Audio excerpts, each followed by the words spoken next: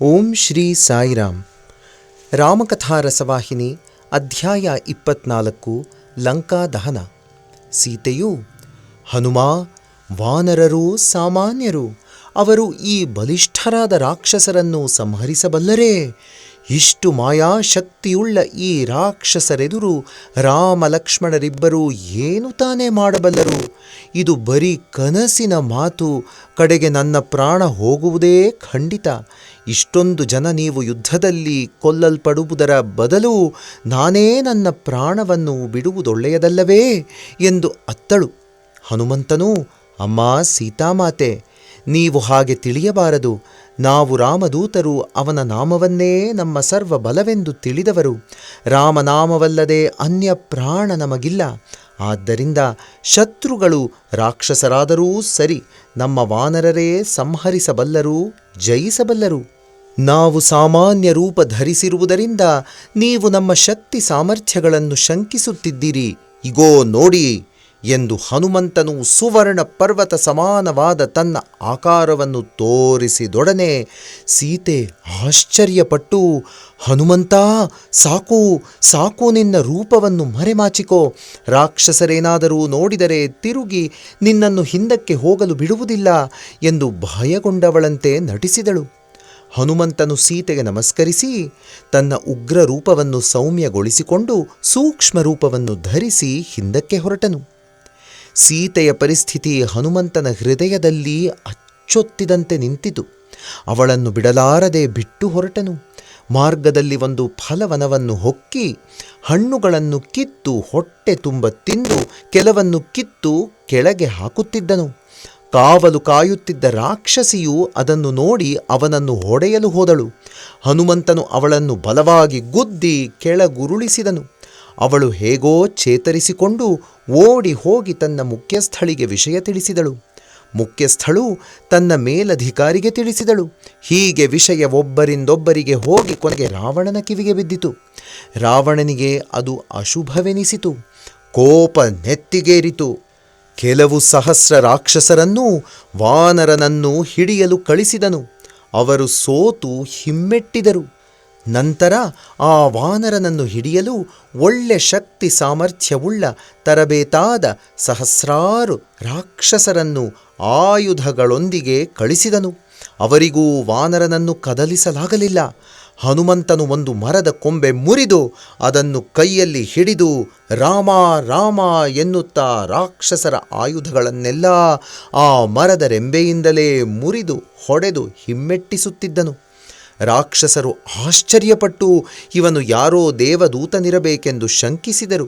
ಇದು ಲಂಕೆಗೆ ಅಪಾಯ ತರುವುದೇ ಎಂದು ಭಯಪಟ್ಟರು. ಒಳಗೊಳಗೆ ಕೊರಗಿದರು.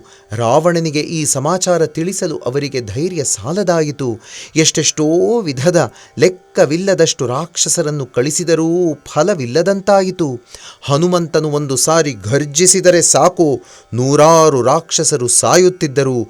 ಭೂಮಿ ತತ್ತರಿಸುತ್ತಿತ್ತು. ವಿಧಿಯಿಲ್ಲದೆ ಸೈನ್ಯಾಧಿಕಾರಿಗಳು ರಾವಣನಿಗೆ ಈ ವಾರ್ತೆಯನ್ನು ತಿಳಿಸಿದರು. ಈ ವಾನರ ಸಾಮಾನ್ಯನಲ್ಲ. ಇದು ನಮ್ಮನ್ನು ಯಾವುದೋ ಭಯಂಕರ ಸ್ಥಿತಿಗೆ ಕರೆದೊಯ್ಯುತ್ತಿದೆ. ಇದನ್ನು ಹೀಗೆ ಬಿಟ್ಟರೆ ಬಹಳ ಅಪಾಯದ ಪರಿಸ್ಥಿತಿಯೇ ಬರಬಹುದು. ಆದ್ದರಿಂದ ಬಲವಾದ ಕ್ರಮವನ್ನೇ ತೆಗೆದುಕೊಳ್ಳಬೇಕು ಎಂದು ಇದ್ದುದನ್ನು ಇದ್ದ ಹಾಗೆ ಹೇಳಿದರು. ಆಗ ರಾವಣನು ವಾನರನೊಂದಿಗೆ ಯುದ್ಧ ಮಾಡಲು ಅಕ್ಷಯ ಕುಮಾರನನ್ನು ಕಳಿಸಿದನು. ಅವನೊಂದಿಗೆ ಹಲವು ಸಾವಿರ ಯೋಧರನ್ನೂ ಕಳಿಸಿದನು. ಹನುಮಂತನು ಆ ಸಹಸ್ರಾರು ಯೋಧರನ್ನೂ ಅಕ್ಷಯ ಕುಮಾರನನ್ನೂ ಕ್ಷಣ ಮಾತ್ರದಲ್ಲಿ ಕೊಂದು ಹಾಕಿದನು. ಆ ವಿಚಿತ್ರ ಚರ್ಯೆಯನ್ನು ನೋಡಿ ಇಡೀ ಲಂಕೆಯೇ ನಡುಗಿ ಹೋಯಿತು. ಇವನು ಯಾವುದೋ ಬಹುಶಕ್ತಿಶಾಲಿ ದೈವಶಕ್ತಿಯೇ ವಿನಾ ಇವನೊಬ್ಬ ಸಾಮಾನ್ಯ ವಾನರನಲ್ಲ ಎಂದು ರಾಕ್ಷಸರು ಗುಸುಗುಸು ಮಾತನಾಡಿಕೊಂಡರು. ಕಡೆಗೆ ಇದು ಸೀತಾಪಹರಣ ಪಾಪದ ಫಲವೇ ಎಂದು ದೃಢ ಮಾಡಿಕೊಂಡು ಒಳಗೊಳಗೇ ಸೀತೆಯನ್ನು ಪ್ರಾರ್ಥಿಸಿದರು. ಅಕ್ಷಯ ಕುಮಾರನ ಮರಣ ವಾರ್ತೆಯನ್ನು ಕೇಳಿ ರಾವಣನು ದುಃಖತಪ್ತನಾದನು. ಉಕ್ಕಿ ಬರುತ್ತಿದ್ದ ಕೋಪವನ್ನು ತಾಳಲಾರದೆ ಹೋದನು. ಮೇಘನಾದನನ್ನು ಕರೆದು ಅವನ ಸಹಾಯಕ್ಕೆ ಕೆಲವು ಸಹಸ್ರ ಯೋಧರನ್ನು ಕೊಟ್ಟು ಕಳಿಸಿದನು. ಮೇಘನಾದನು ರಥವನ್ನೇರಿ ಭೂಮಿ ಆಕಾಶ ತತ್ತರಿಸುವಂತೆ ರಥವನ್ನೋಡಿಸುತ್ತಾ ಹೋಗುತ್ತಿದ್ದುದನ್ನು ನೋಡಿದರೆ ಎದೆ ಜಲ್ಲೆನಿಸುತ್ತಿತ್ತು. ವಾನರನು ಒಂದು ಕೊಂಬೆಯ ಮೇಲೆ ಕುಳಿತು ನಿರ್ಲಕ್ಷ್ಯದಿಂದ ನೋಡುತ್ತಿದ್ದನು. ಇಷ್ಟರಲ್ಲಿ ಆ ಸೈನ್ಯವು ಅವನನ್ನು ಸುತ್ತುವರಿದು 4 ದಿಕ್ಕಿನಿಂದಲೂ ಬಾಣದ ಮಳೆಗೆರೆಯಿತು. ಕಪಿರಾಜನು ರೊಚ್ಚಿಗೆದ್ದು ಸಿಂಹನಾದ ಮಾಡಿದನು. ಒಂದು ದೊಡ್ಡ ಮರವನ್ನು ಬೇರು ಸಹಿತ ಕಿತ್ತು ಅದನ್ನು ಒಂದು ಕೈಯಲ್ಲಿ ಹಿಡಿದು 4 ದಿಕ್ಕಿನಿಂದಲೂ ಬರುತ್ತಿದ್ದ ಬಾಣ ಸಮೂಹವನ್ನು ಕ್ಷಣದಲ್ಲಿ ಹಿಂದಕ್ಕೆ ಕಳಿಸುತ್ತಿದ್ದನು. ಅವು ತಿರುಗಿ ರಾಕ್ಷಸರಿಗೇ ತಗುಲಿ ಕಣ್ಣು ರೆಪ್ಪೆ ಆಡಿಸುವುದರೊಳಗೆ ಅವರು ಪ್ರಾಣ ಬಿಡುತ್ತಿದ್ದರು. ಮೇಘನಾದನು ಒಂದು ಗುದ್ದು ತಿಂದು ಕೆಳಗೆ ಬಿದ್ದು ರಕ್ತ ಕಾರಿದನು. ಬೇರೇನೂ ಮಾರ್ಗವಿಲ್ಲದೆ ಬ್ರಹ್ಮಾಸ್ತ್ರವನ್ನು ಕೈಯಲ್ಲಿ ಹಿಡಿದು ನರವಾನರರಿಂದಲೇ ರಾವಣನಿಗೆ ಮೃತ್ಯುವೆಂದು ಬ್ರಹ್ಮನೇ ತಿಳಿಸಿದ್ದನು ಎಂದು ಯೋಚಿಸುತ್ತಾ ಬ್ರಹ್ಮಾಸ್ತ್ರವನ್ನು ಪ್ರಯೋಗಿಸಿದನು. ಹನುಮಂತನು ಬ್ರಹ್ಮಾಸ್ತ್ರವನ್ನು ಧಿಕ್ಕರಿಸಬಾರದೆಂದು ಅದನ್ನು ವಿರೋಧಿಸದೆ ಗೌರವದಿಂದ ಅದಕ್ಕೆ ನಮಿಸಿದನು. ಒಡನೆ ಇಂದ್ರಜಿತು ನಾಗಪಾಶದಿಂದ ಹನುಮಂತನನ್ನು ಬಂಧಿಸಿದನು. ಹನುಮಂತನು ನಾಗಪಾಶಕ್ಕೆ ವಶನಾದನು. ರಾಕ್ಷಸರು ಓಡಿ ಹೋಗಿ ವಾನರನನ್ನು ಬಂಧಿಸಿದೆವೆಂದು ರಾವಣನಿಗೆ ತಿಳಿಸಿದನು. ಕಟ್ಟಿಹಾಕಿದ ಈ ವಾನರನನ್ನು ನೋಡಲು ಲಕ್ಷಗಟ್ಟಲೆ ರಾಕ್ಷಸರು ಬೀದಿಗಳಲ್ಲಿ ಕಿಕ್ಕಿರಿದರು. ರಾವಣನ ದರ್ಬಾರಿಗೆ ಕರೆದೊಯ್ಯಲ್ಪಡುತ್ತಿದ್ದ ವಾನರ ನಾಯಕನು ನಿರ್ಲಕ್ಷ್ಯವಾಗಿ ಯಾವ ಭಯವಿಲ್ಲದೆ ಹೋಗುತ್ತಾ ರಾವಣನ ಆಸ್ಥಾನವನ್ನು ಸೇರಿದನು.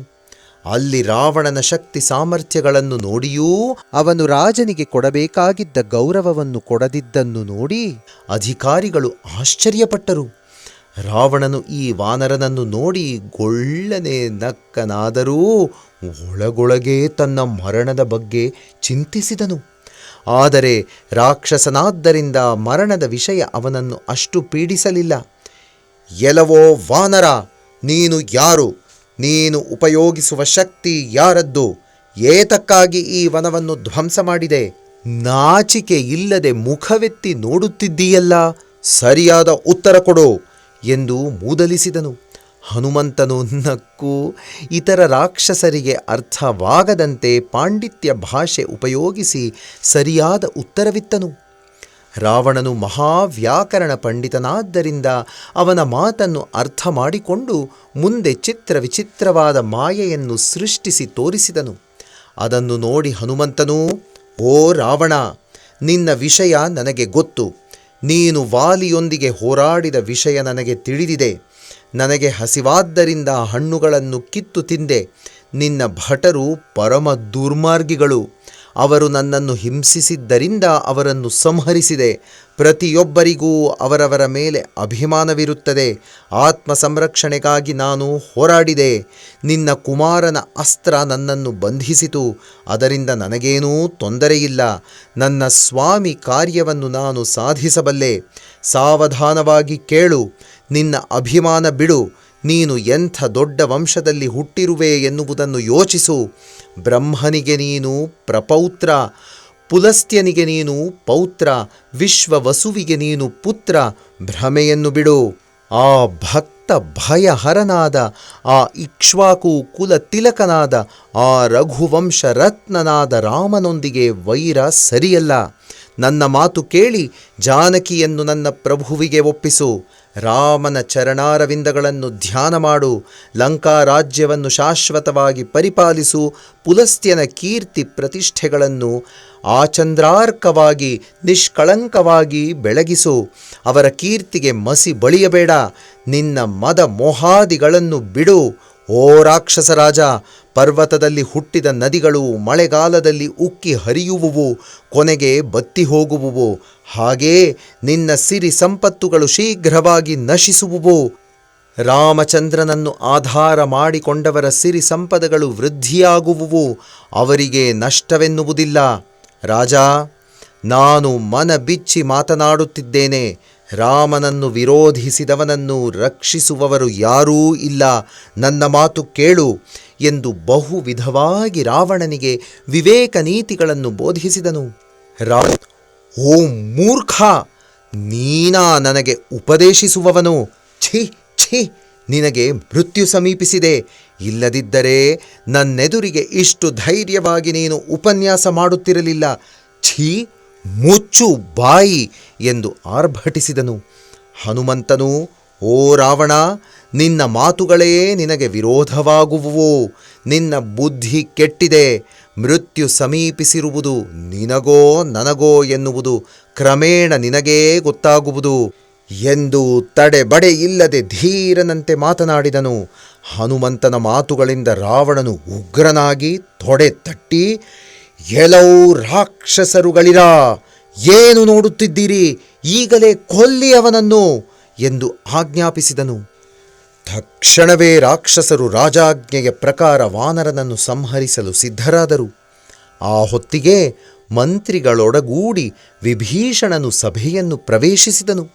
ಅವನು ರಾವಣನಿಗೆ ನಮಸ್ಕರಿಸಿ, ಓ ನಾಥ, ದೂತನನ್ನು ವಧಿಸುವುದು ರಾಜಧರ್ಮಕ್ಕೆ ವಿರುದ್ಧ.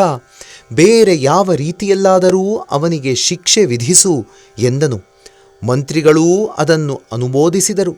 ರಾವಣನು ನಕ್ಕು, ವಾನರನನ್ನು ಅಂಗವಿಕಾರಗೊಳಿಸಿ ಕಳಿಸಿ ಎಂದು ಆಜ್ಞಾಪಿಸಿದನು. ಅಲ್ಲಿದ್ದ ರಾಕ್ಷಸ ಶ್ರೇಷ್ಠರು ಆಲೋಚಿಸಿ, ವಾನರನಿಗೆ ಬಾಲದ ಮೇಲೆ ತುಂಬಾ ಅಭಿಮಾನ. ಆದ್ದರಿಂದ ಎಣ್ಣೆಯಲ್ಲಿ ಅದ್ದಿದ ಬಟ್ಟೆಯನ್ನು ಅವನ ಬಾಲಕ್ಕೆ ಸುತ್ತಿ ಬೆಂಕಿ ಹಚ್ಚಿದರೆ ಸರಿ ಹೋಗುವುದು ಎಂದು ಸಲಹೆ ಇತ್ತರು.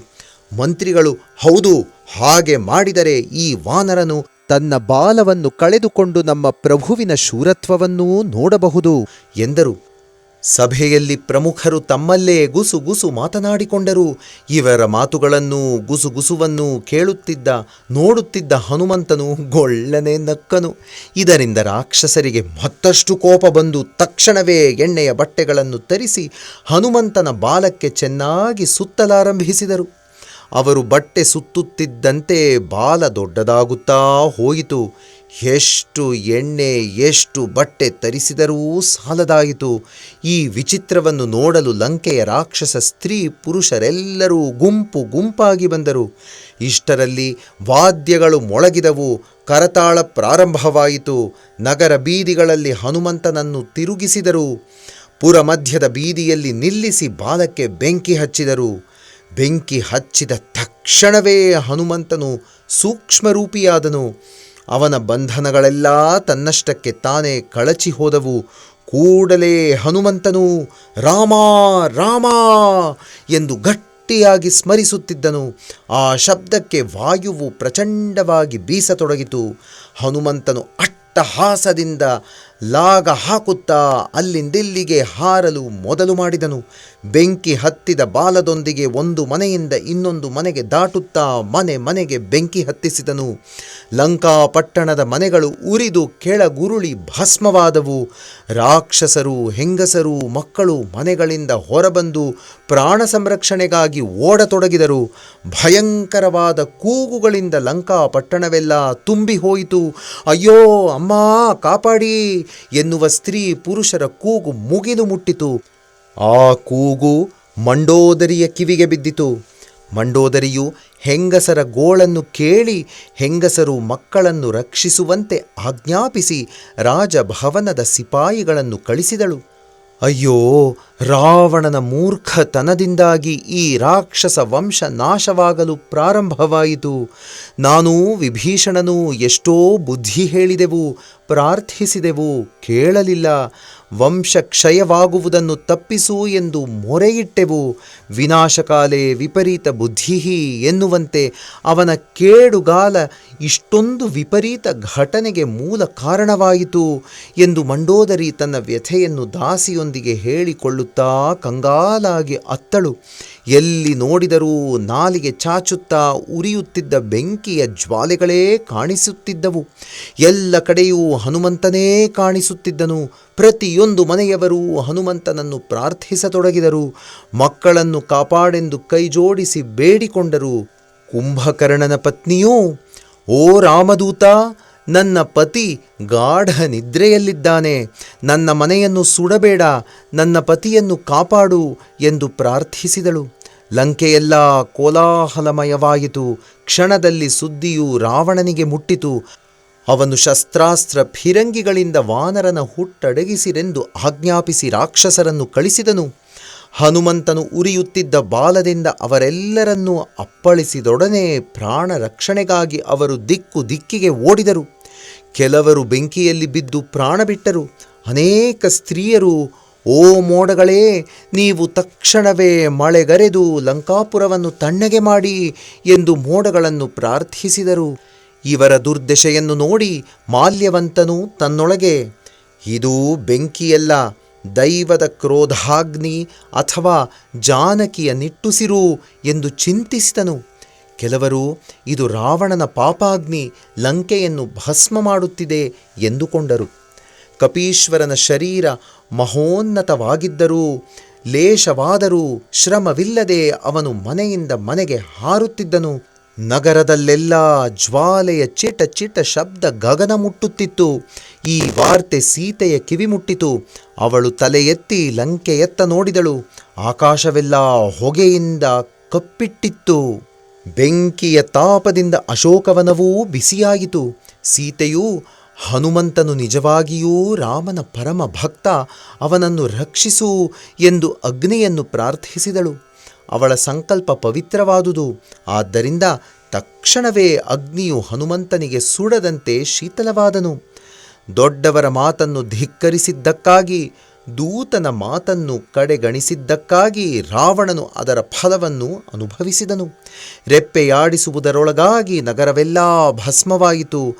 ನಿದ್ರಿಸುತ್ತಿದ್ದ ಕುಂಭಕರ್ಣನ ಮತ್ತು ಪರಮ ಭಕ್ತನಾದ ವಿಭೀಷಣನ ಮನೆಯನ್ನು ಬಿಟ್ಟು ಎಲ್ಲ ಮನೆಗಳು ನೆಲಸಮವಾದುವು.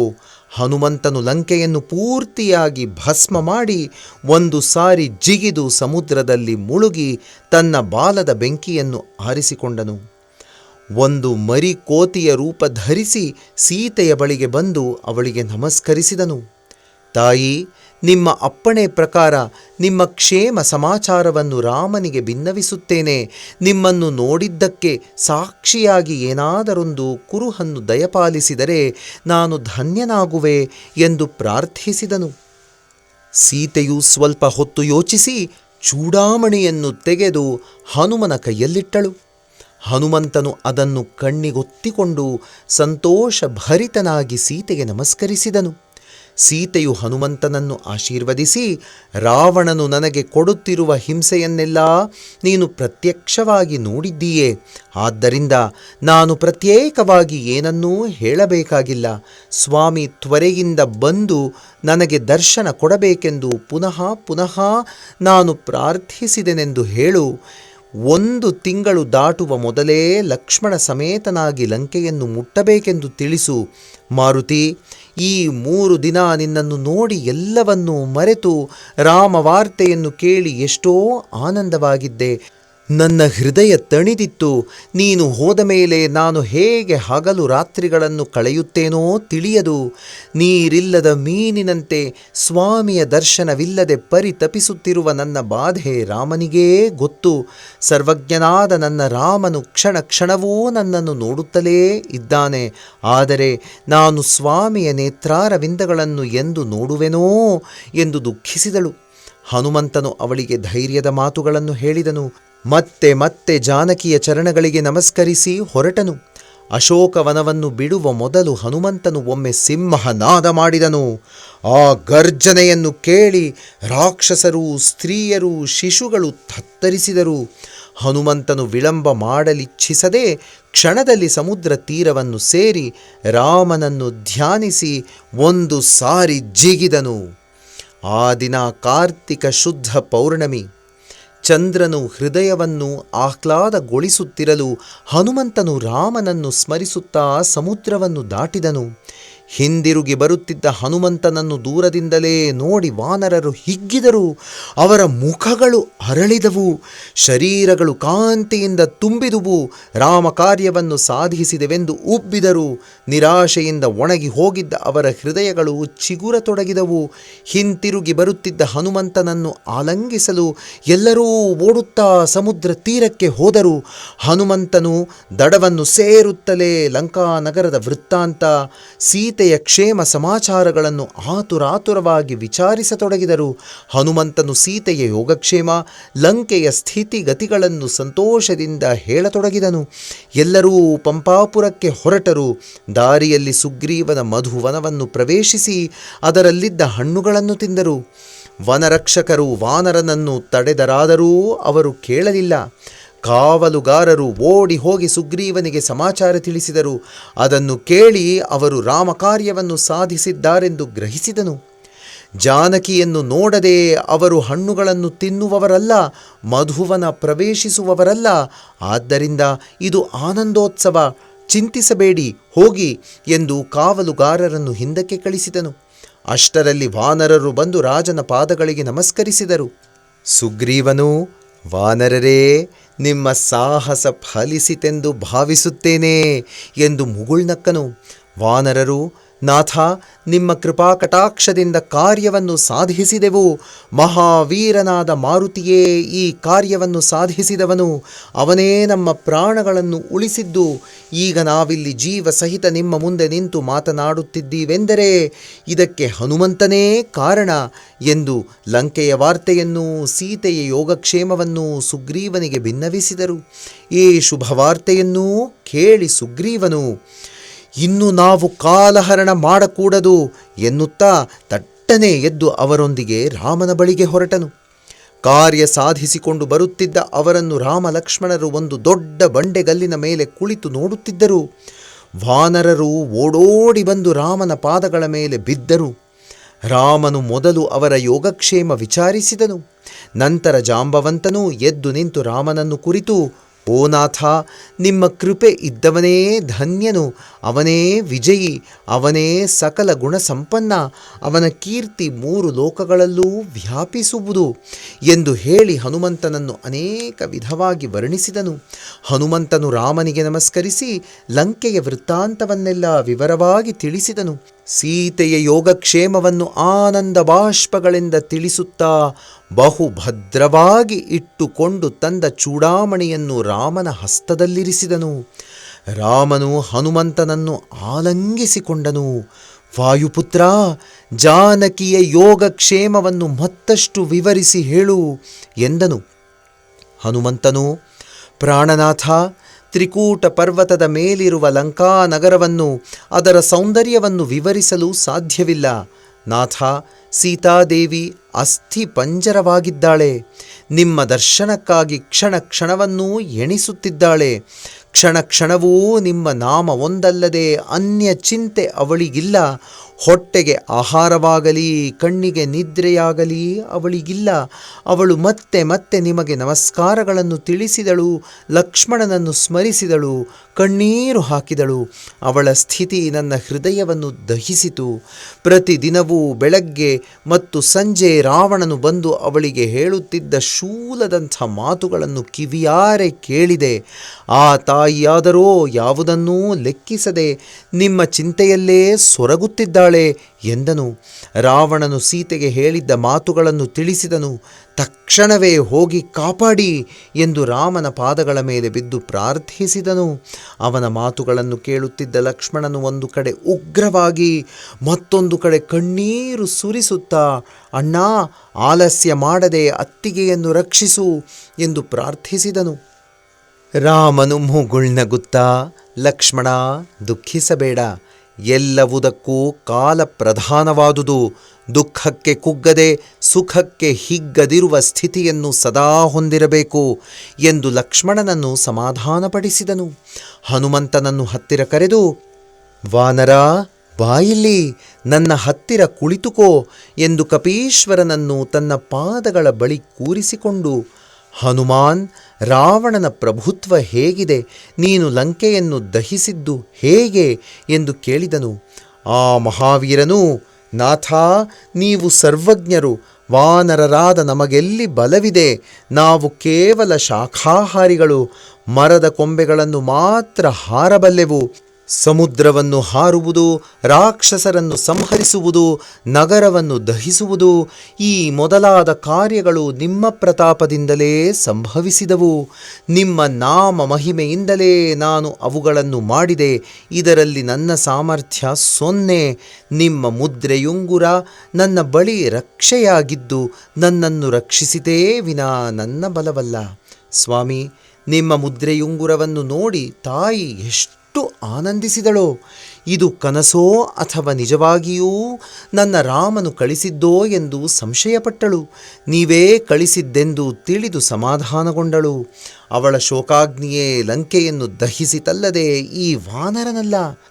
ನನ್ನನ್ನು ಒಂದು ನಿಮಿತ್ತ ಮಾತ್ರವಾಗಿ ನೀವು ಕಳಿಸಿ ನನ್ನಿಂದ ಇಂಥ ಘನ ಕಾರ್ಯ ಮಾಡಿಸಿದಿರಿ. ಇದು ಭಕ್ತವತ್ಸಲನ ಪರಮಾನುಗ್ರಹವೇ ವಿನಾ ಬೇರೆ ಅಲ್ಲ.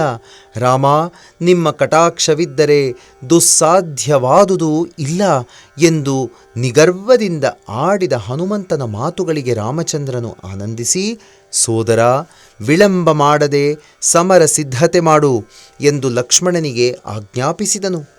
ಜಾಂಬವಂತ, ಸುಗ್ರೀವ ಮೊದಲಾದ ವಾನರರ ಸಮರ ಸನ್ನಾಹವನ್ನು ನೋಡಿ ದೇವತೆಗಳು ಸಂತೋಷಿಸಿದರು.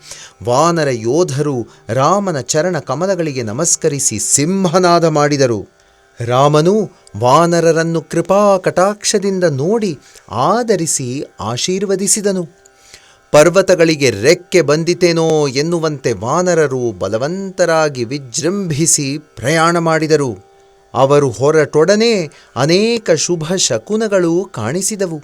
ಅಶೋಕವನದಲ್ಲಿದ್ದ ಜಾನಕಿಯ ಮನಸ್ಸಿನಲ್ಲಿ ಆ ಸಮಯದಲ್ಲಿ ಒಂದು ವಿಧವಾದ ಶುಭ ಭಾವನೆ ಉಂಟಾಯಿತು. ಅವಳಿಗೆ ಅನೇಕ ಶುಭ ಶಕುನಗಳಾದವು. ರಾವಣನಿಗೆ ಅಶುಭಗಳು ಕಾಣಿಸಿಕೊಂಡವು. ಜಾಂಬವಂತಾದಿಗಳು ಪರ್ವತಗಳನ್ನು ವೃಕ್ಷಗಳನ್ನು ಆಯುಧಗಳನ್ನಾಗಿ ಧರಿಸಿ ಸ್ವೇಚ್ಛೆಯಾಗಿ ಕೇಕೆ ಹಾಕುತ್ತಾ ಭೂಮಿ ತತ್ತರಿಸುವಂತೆ ಆರ್ಭಟಿಸುತ್ತಾ ಹೊರಟರು. ಮಧ್ಯೆ ರಾಮಚಂದ್ರ ಪ್ರಭುವಿಗೆ ಜೈ ಜೈಕಾರ ಮಾಡುತ್ತಾ ಮುಂದುವರಿದರು. ಅತ್ತ ಲಂಕೆಯಲ್ಲಿ ಎಲ್ಲ ರಾಕ್ಷಸರು ಯೋಚಿಸುತ್ತಾ ಮುಂದೆ ಇನ್ನೆಂಥ ದುರಂತಗಳು ಸಂಭವಿಸುವುವೋ ಎಂದು ಕೊರಗಿದರು. ರಾಕ್ಷಸ ವಂಶಕ್ಕೆ ವಿನಾಶ ಹತ್ತಿರವಾಯಿತೆಂದು ದೃಢ ಮಾಡಿಕೊಂಡರು. ರಾಮದೂತನಾದ ವಾನರನು ನಗರಕ್ಕೆ ಬಂದು ಇಷ್ಟು ಅನರ್ಥ ಮಾಡಿದನಲ್ಲ, ಇನ್ನು ಅವನ ಪ್ರಭುವೇ ಬಂದರೆ ಅದೆಷ್ಟು ಅನರ್ಥವಾಗುವುದೋ. ಇಂತಹವನು ದೂತನಾಗಿರುವಾಗ ಇನ್ನು ಪ್ರಭುವೆಂತಹವನೋ ಎಂದು ರಾಕ್ಷಸರು ಅಲ್ಲಲ್ಲಿ ಗುಂಪು ಗುಂಪಾಗಿ ಸೇರಿ ಮಾತನಾಡಿಕೊಳ್ಳುತ್ತಿದ್ದರು. ಮಂಡೋದರಿಯ ವ್ಯಾಕುಲತೆ. ಅವರ ಮಾತುಗಳನ್ನು ಗೂಢಚಾರಿಣಿಯರು ಕೇಳಿ ಮಂಡೋದರಿಗೆ ತಿಳಿಸಿದರು. ಅವಳ ಮನಸ್ಸು ವ್ಯಾಕುಲಗೊಂಡಿತು. ಇದು ನಿಜವೆನ್ನುವುದು ಅವಳಿಗೂ ಅರ್ಥವಾಯಿತು. ತನ್ನ ಪತಿ ಏಕಾಂತದಲ್ಲಿ ಉಲ್ಲಾಸವಾಗಿರುವ ಸಮಯವನ್ನು ನೋಡಿ ಅವಳು ಕೈ ಜೋಡಿಸಿಕೊಂಡು, ನಾಥ, ಸರ್ವಜ್ಞನೊಂದಿಗೆ ವಿರೋಧ ಬೇಡ. ರಾಮನು ಸಾಮಾನ್ಯ ಮಾನವನಲ್ಲವೆಂದು ಅನೇಕ ಬಾರಿ ಹೇಳಿದ್ದೀರಿ. ಶೂರ್ಪಣಖಿಯ ಕಿವಿ ಮೂಗು ಕೊಯ್ದಾಗಲೇ ನಿಮ್ಮ ಸೈನ್ಯ ಏನೂ ಮಾಡಲಾರದೆ ಹೋಯಿತು. ಕೇವಲ ರಾಮ ಲಕ್ಷ್ಮಣರಿಬ್ಬರನ್ನು ಲಕ್ಷಾದಿ ರಾಕ್ಷಸರು ಕದಲಿಸಲಾರದೆ ಹೋದರು.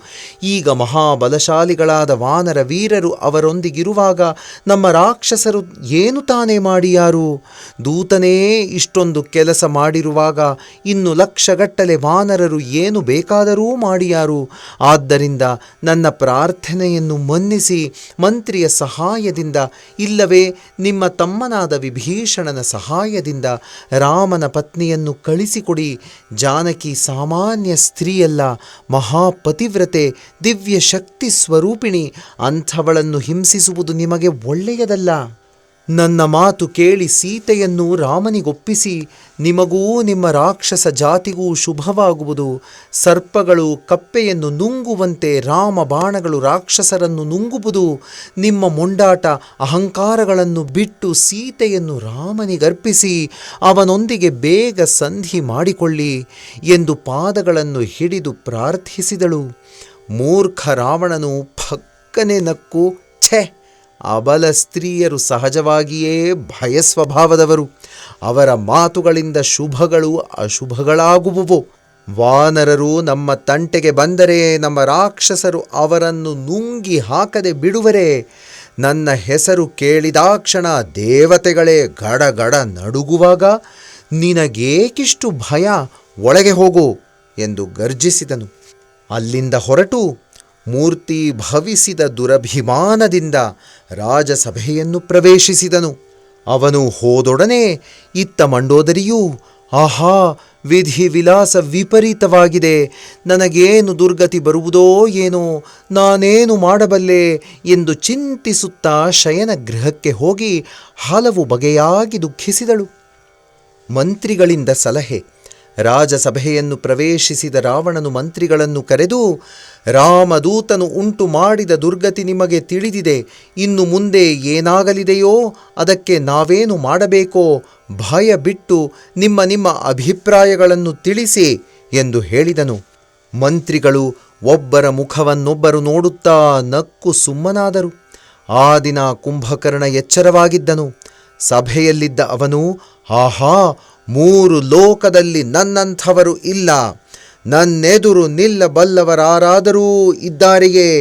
ಛೀ, ಯಾವನೋ ಒಬ್ಬ ಸಣ್ಣ ವಾನರನು ಲಂಕೆಯನ್ನು ಪ್ರವೇಶಿಸಿ ಮನೆಗಳನ್ನು ಭಸ್ಮ ಮಾಡಿದರೆ ನೀವೆಲ್ಲ ಸುಮ್ಮನಿದ್ದೀರಾ? ಅವನನ್ನು ಹೇಗೆ ಬಿಟ್ಟಿರಿ ಎಂದು ಹಲ್ಲು ಕಡಿಯುತ್ತಾ ಮನೆಗೆ ಹೋದನು. ಅತಿಕಾಯನು ಎದ್ದು, ರಾಜ, ನಿಮ್ಮ ಆಜ್ಞಾನುಸಾರವಾಗಿ ನಡೆಯುತ್ತೇವೆ. ನಿಮ್ಮ ಕಟಾಕ್ಷವಿದ್ದರೆ ಲೋಕದಲ್ಲಿ ಮನುಷ್ಯರನ್ನೂ ವಾನರರನ್ನೂ ನಿಶ್ಶೇಷವಾಗಿ ಸಂಹರಿಸುತ್ತೇವೆ. ಹೆಚ್ಚು ಮಾತೇಕೆ ಎಂದು ಹೂಂಕರಿಸಿದನು. ಮೇಘನಾದನು ಎದ್ದು, ಮಹಾಪ್ರಭು, ನನ್ನ ಪ್ರತಾಪ ಲೋಕವಿಖ್ಯಾತವಾದುದು. ದೇವತೆಗಳೇ ನನ್ನ ಸ್ವಾಧೀನರಾಗಿದ್ದಾರೆ. ಅವರಿಗಿಂತ ಬಲಿಷ್ಠರು ಲೋಕದಲ್ಲೇ ಇಲ್ಲ ಅಲ್ಲವೇ? ಇನ್ನು ನರವಾನರರ ಮಾತೇಕೆ ಎಂದು ಜಂಭ ಕೊಚ್ಚಿಕೊಂಡನು. ಹೀಗೆಯೇ ಕುಂಭಕರ್ಣನ ಮಕ್ಕಳಾದ ಪಾಷಾಂಡರು, ಪೊಗರು, ಪೋತರು, ಶುಂಭ ನಿಶುಂಭರು ಮತ್ತು ಅಕಂಪ ಇತ್ಯಾದಿ ವೀರರು ಗರ್ಜಿಸಿದರು. ಮಹೋದರನೆದ್ದು ತೊಡೆಗಳನ್ನು ತಟ್ಟಿ ಹಲ್ಲುಗಳನ್ನು ಕಟ ಕಡಿದನು.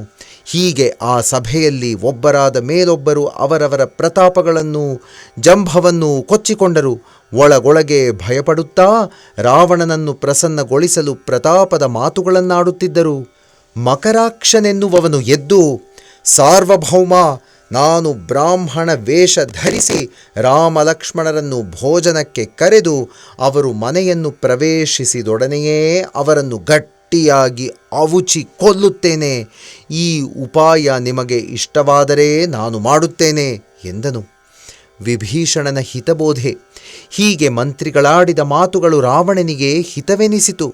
ಆ ವೇಳೆಗೆ ವಿಭೀಷಣನು ಸಭೆಯನ್ನು ಪ್ರವೇಶಿಸಿ ರಾವಣನಿಗೆ ನಮಸ್ಕರಿಸಿ ಆಸನದಲ್ಲಿ ಕುಳಿತನು. ರಾವಣನು ಅವನನ್ನು ನೋಡಿ, ಸೋದರ, ಈ ನರವಾನರರ ವಿಷಯದಲ್ಲಿ ನಿನ್ನ ಅಭಿಪ್ರಾಯವೇನು ಎಂದು ಕೇಳಿದನು. ವಿಭೀಷಣನು, ಕೃಪಾಳು, ನನಗೆ ತೋಚಿದಂತೆ ಹೇಳುತ್ತೇನೆ. ಸಾವಧಾನವಾಗಿ ಕೇಳಬೇಕೆಂದು ಕೋರುತ್ತೇನೆ. ನನ್ನನ್ನು ಕ್ಷಮಿಸಿ. ಓ ನಾಥ, ನೀವು ಸದ್ಗತಿಯನ್ನು, ಸತ್ಕೀರ್ತಿಯನ್ನು, ಶುಭವನ್ನು, ಸುಖವನ್ನು ಬಯಸುವುದಾದರೆ ಪರಸ್ತ್ರೀಯರ ಮುಖವನ್ನು ನೋಡಕೂಡದು. 14 ಲೋಕಗಳ ಅಧಿಪತಿಯನ್ನು ಒಬ್ಬ ಜೀವಿ ಎದುರಿಸಿ ಜೀವಿಸಬಲ್ಲನೇ? ಅಂಥವನಿಗೆ ಶುಭವೆಲ್ಲಿಯದು? ಎಷ್ಟು ಗುಣಗಳಿದ್ದರೂ ಲೋಭ ಗುಣದಿಂದ ಮನುಷ್ಯನಿಗೆ ಏಳಿಗೆ ಇಲ್ಲ. ರಾಜ, ಕಾಮಕ್ರೋಧಾದಿಗಳು ಅಧಮ ಮಾರ್ಗಕ್ಕೆ ದ್ವಾರಗಳು. ರಾಮನು ಸಾಮಾನ್ಯನಲ್ಲ. ಅವನು ಕಾಲನಿಗೆ ಕಾಲ, ಅನಾಮಯ, ಅಜ. ಅಂಥವನೊಂದಿಗೆ ವೈರವನ್ನು ಬಿಟ್ಟು ಅವನನ್ನು ಸೇವಿಸುವುದೊಳ್ಳೆಯದು. ಅವನ ಪತ್ನಿಯಾದ ಜಾನಕಿಯನ್ನು ಅವನಿಗೆ ಸಮರ್ಪಿಸಿ ಅವನ ಕಟಾಕ್ಷವನ್ನು ಸಂಪಾದಿಸಿ ನಿಮ್ಮ ಚರಣಗಳಿಗೆ ನಮಸ್ಕರಿಸಿ ಮತ್ತೆ ಮತ್ತೆ ಅದೇ ಭಿನ್ನವಿಸಿಕೊಳ್ಳುತ್ತೇನೆ ಎಂದನು. ವಿಭೀಷಣನ ಮಾತಿಗೆ ಮಾಲ್ಯವಂತನೆನ್ನುವ ವೃದ್ಧ ಮಂತ್ರಿಯೂ ಸಮ್ಮತಿಸಿದನು. ಅವನೆದ್ದು, ಓ ಮಹಾರಾಜ, ನಿಮ್ಮ ತಮ್ಮನಾಡಿದ ಮಾತುಗಳು ನೀತಿಯುಕ್ತವಾದವುಗಳು. ಅವುಗಳನ್ನು ನೀವು ಮನ್ನಿಸುವುದು ನಿಮಗೆ ಶ್ರೇಯಸ್ಸು ಎಂದನು. ಇವರ ಮಾತುಗಳನ್ನು ಕೇಳಿ ರಾವಣನು ಉಗ್ರನಾದನು. ನೀವಿಬ್ಬರೂ ಮೂರ್ಖರು, ನಮ್ಮ ಪರಮ ಶತ್ರುವನ್ನು ಹೊಗಳುತ್ತಿದ್ದೀರಿ. ನೀವು ಈ ಸಭೆಯಲ್ಲಿರಲು ಯೋಗ್ಯರಲ್ಲ. ಇವರನ್ನು ಸಭೆಯಿಂದ ಹೊರದೂಡಿ ಎಂದು ಆಜ್ಞಾಪಿಸಿದನು. ಮಾಲ್ಯವಂತನು ತಟ್ಟನೆ ಎದ್ದು ಮನೆಗೆ ಹೊರಟನು. ವಿಭೀಷಣನು ಅಣ್ಣನಿಗೆ ನಮಸ್ಕರಿಸಿ ಕೈಜೋಡಿಸಿಕೊಂಡು, ರಾಜ, ಪ್ರತಿ ಮನುಷ್ಯನ ಹೃದಯದಲ್ಲೂ ಸುಮತಿಯೂ ಕುಮತಿಯೂ ಎರಡೂ ವಾಸವಾಗಿರುವುದೆಂದು ವೇದಶಾಸ್ತ್ರಗಳು ಹೇಳುತ್ತವೆ. ಕುಮತಿ ಇದ್ದರೆ ಸಕಲ ವಿಪತ್ತುಗಳೂ ಉಂಟಾಗುವುವು. ನಿಮ್ಮ ಹೃದಯದಲ್ಲಿ ಕುಮತಿ ಇದೆ. ಆದ್ದರಿಂದ ಒಳ್ಳೆಯ ಮಾತು ಹೇಳಿದವರನ್ನು, ಹಿತ ಕೋರಿದವರನ್ನು ನೀವು ಶತ್ರುಗಳೆಂದು ಭಾವಿಸುತ್ತೀರಿ. ರಾಕ್ಷಸ ಕುಲಕ್ಕೆ ಕಾಳರಾತ್ರಿಯಂತಿರುವ ಸೀತೆಯ ಮೇಲೆ ನಿಮಗೆ ದಯವಿಲ್ಲ. ಅದೇ ನಿಮ್ಮ ಕುಬುದ್ಧಿ. ನಾನೊಂದು ವರವನ್ನು ಕೇಳುತ್ತಿದ್ದೇನೆ. ನನ್ನ ಮಾತು ಮನ್ನಿಸಿ ರಾಮನಿಗೆ ಸೀತೆಯನ್ನರ್ಪಿಸಿ. ನಿಮಗೆ ಸಕಲ ಕಲ್ಯಾಣಗಳೂ ಉಂಟಾಗುವುವು ಎಂದು ಪ್ರಾರ್ಥಿಸಿದನು. ರಾವಣನು ದಿಢೀರನೆ ಎದ್ದು, ಎಲವೋ ಮೂರ್ಖ, ನಿನಗೆ ಮೃತ್ಯು ಸಮೀಪಿಸಿದೆ. ನನ್ನಿಂದಾಗಿ ನೀನಿಷ್ಟು ಕಾಲ ಜೀವಿಸಿದ್ದೆ. ಈಗ ನಿನಗೆ ಶತ್ರುಗಳು ಉಪಕಾರಿಗಳಾದರಲ್ಲವೇ? ಅವನ ಮೇಲೆ ನಿನಗೇಕೆ ಇಷ್ಟು ಅಭಿಮಾನವೋ ಅರ್ಥವಾಗುತ್ತಿಲ್ಲ. ನನ್ನ ಭುಜ ಬಲದಿಂದ ಗೆಲ್ಲಲಾಗದ ಮನುಷ್ಯನೊಬ್ಬನು ಲೋಕದಲ್ಲಿದ್ದಾನೆಯೇ? ನನ್ನ ಅನ್ನವನ್ನು ತಿನ್ನುತ್ತಾ, ನನ್ನ ಮನೆಯಲ್ಲಿ ವಾಸ ಮಾಡುತ್ತಾ, ನನ್ನ ನೆರಳಿನಲ್ಲಿ ಬದುಕುತ್ತಾ ಶತ್ರುಗಳನ್ನು ಹೊಗಳುವೆಯಾ? ಎಲ್ಲಿಯಾದರೂ ತಪಶ್ಶಾಲೆಗೆ ಹೋಗಿ ನಿನ್ನ ನೀತಿಗಳನ್ನು ಅವರಿಗೆ ಹೇಳು ಎಂದು ಪಾದಗಳ ಬಳಿ ಕುಳಿತಿದ್ದ ತಮ್ಮನ ತಲೆಯನ್ನು ಕಾಲಿನಿಂದ ಒದ್ದನು. ಆದರೂ ವಿಭೀಷಣನು ಬಿಡದೆ ರಾವಣನ ಪಾದಗಳನ್ನು ಹಿಡಿದು, ರಾಜ, ರಾಮನು ಸತ್ಯ ಸಂಕಲ್ಪನು. ನಿನ್ನಂತೆ ನಿನ್ನ ಅನುಚರರಿಗೂ ಕೂಡ ಕಾಲ ಸಮೀಪಿಸಿದೆ. ನಾನು ಈಗಲೇ ಹೋಗಿ ರಾಮನನ್ನು ಶರಣು ಹೋಗುತ್ತೇನೆ. ನನ್ನಲ್ಲೇನೂ ದೋಷವಿಲ್ಲ ಎಂದು ಹೇಳಿ ಅಲ್ಲಿಂದ ಹೊರಟನು. ಶರಣಾಗತಿ. ವಿಭೀಷಣನು ರಾಮ ರಾಮ ಎಂದು ಹೇಳುತ್ತಾ ಸಮುದ್ರವನ್ನು ದಾಟಿ ಆಚೆಯ ದಡಕ್ಕೆ ಬಂದನು. ಅವನ ಆಗಮನವನ್ನು ನೋಡಿ ಅವನು ರಾವಣನ ದೂತನೆಂದು ಶಂಕಿಸಿ ವಾನರರು ಸುಗ್ರೀವನಿಗೆ ತಿಳಿಸಿದರು. ವಿಭೀಷಣನನ್ನು ಪಾಳೆಯದೊಳಕ್ಕೆ ಬಿಡದೆ ಹೋಗಿ ರಾಮನಿಗೆ, ರಾವಣನ ತಮ್ಮನು ನಿಮ್ಮ ದರ್ಶನಕ್ಕಾಗಿ ಬಂದಿದ್ದಾನೆ ಎಂದು ವಿಭೀಷಣನ ವೃತ್ತಾಂತವನ್ನು ಅವನಿಗೆ ಹೇಳಿದರು. ಆಗ ರಾಮನು, ಸುಗ್ರೀವ, ಈ ವಿಷಯದಲ್ಲಿ ನಿನ್ನ ಅಭಿಪ್ರಾಯವೇನು ಎಂದು ಪ್ರಶ್ನಿಸಿದನು.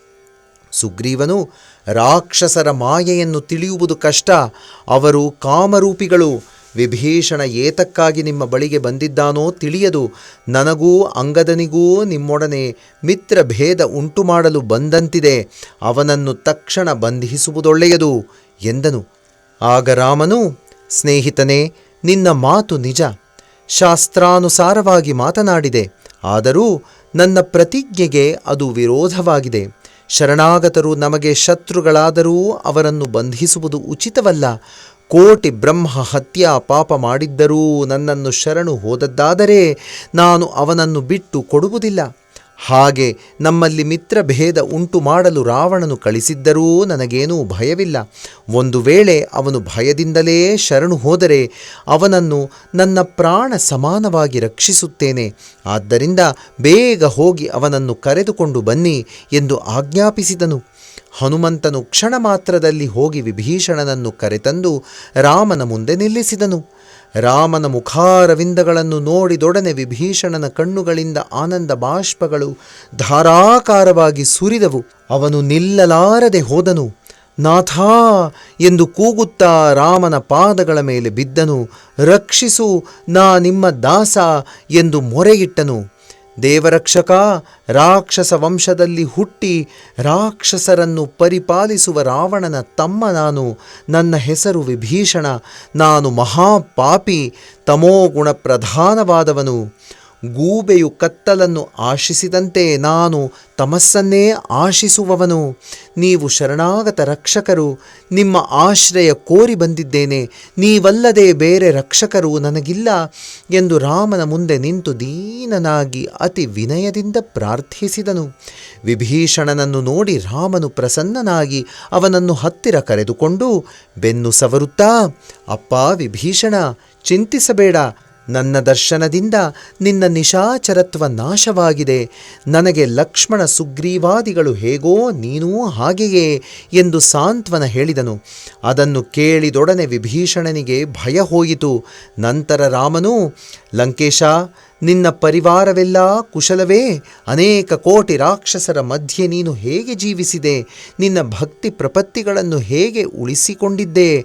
ಎಂದು ಅನೇಕ ಧರ್ಮ ಕರ್ಮಗಳ ವಿಷಯವಾಗಿ ಪ್ರಶ್ನಿಸಿದನು. ವಿಭೀಷಣನು, ಓ ರಘುನಾಥ, ನೀವು ಧನುರ್ಬಾಣಗಳನ್ನು ಧರಿಸಿ ಹೃದಯವನ್ನು ಪ್ರವೇಶಿಸುವವರೆಗೆ ಕಾಮಾದಿಗಳ ಬಾಧೆ ಇರುವುದು. ಎಲ್ಲಿಯವರೆಗೆ ನಿಮ್ಮ ಜ್ಞಾನ ಉದಯವಾಗದೋ ಅಲ್ಲಿಯವರೆಗೆ ಕಾಮ, ಕ್ರೋಧ, ರಾಗ, ದ್ವೇಷ ಮುಂತಾದ ಗೂಬೆಗಳಿಗೆ ತಕ್ಕಂಥ ಕತ್ತಲು ಜೀವಿಗಳ ಹೃದಯವನ್ನು ಆವರಿಸುವುದು. ಓ ನಾಥ, ನಿಮ್ಮ ಚರಣಗಳನ್ನು ದರ್ಶಿಸಿದ್ದರಿಂದ ಸ್ಪರ್ಶಿಸಿದ್ದರಿಂದ ಜನ್ಮ ಸಫಲವಾಯಿತು. ನನ್ನ ಭಯ ಶೋಕಗಳು ನಾಶವಾದವು. ನಾನೆಂದೂ ಶುಭ ಕರ್ಮಗಳನ್ನಾಚರಿಸಿದವನಲ್ಲ. ಅಂಥ ನನ್ನನ್ನು ನೀವು ಆಲಂಗಿಸಿಕೊಂಡಿರಿ. ಏನು ನನ್ನ ಭಾಗ್ಯ ಎಂದು ಕಣ್ಣುಗಳಿಂದ ಆನಂದ ಬಿಂದುಗಳನ್ನು ಜಳ ಜಳ ಸುರಿಸಿದನು. ಲಂಕಾಧಿಪತಿ ರಾಮನು, ವಿಭೀಷಣ, ನೀನು ಸಕಲ ಗುಣ ಸಂಪನ್ನ. ಇಲ್ಲದಿದ್ದರೆ ನನ್ನ ಸ್ಪರ್ಶನ ಸಂಭಾಷಣೆಗಳು ನಿನಗೆ ಸಿಗುತ್ತಿರಲಿಲ್ಲ ಎಂದನು. ವಿಭೀಷಣನಿಗೆ ಅದನ್ನು ಕೇಳಿ ಅತ್ಯಂತ ಸಂತೋಷವಾಯಿತು. ಪುನಃ ಪುನಃ ರಾಮನ ಪಾದಗಳ ಮೇಲೆ ಬಿದ್ದನು. ನಂತರ ರಾಮನು, ವಿಭೀಷಣ, ಬೇಗ ಹೋಗಿ ಸಮುದ್ರ ಸ್ನಾನ ಮಾಡಿ ಬಾ ಎಂದು ಆಜ್ಞಾಪಿಸಿದನು. ವಿಭೀಷಣನು ಸಮುದ್ರ ಸ್ನಾನಕ್ಕೆ ಹೊರಟನು. ರಾಮನು ವಾನರ ಶ್ರೇಷ್ಠನಾದ ಹನುಮಂತನನ್ನು ಕರೆದು ಸಮುದ್ರ ಜಲವನ್ನು ತರುವಂತೆ ಹೇಳಿ ಕಳಿಸಿದನು.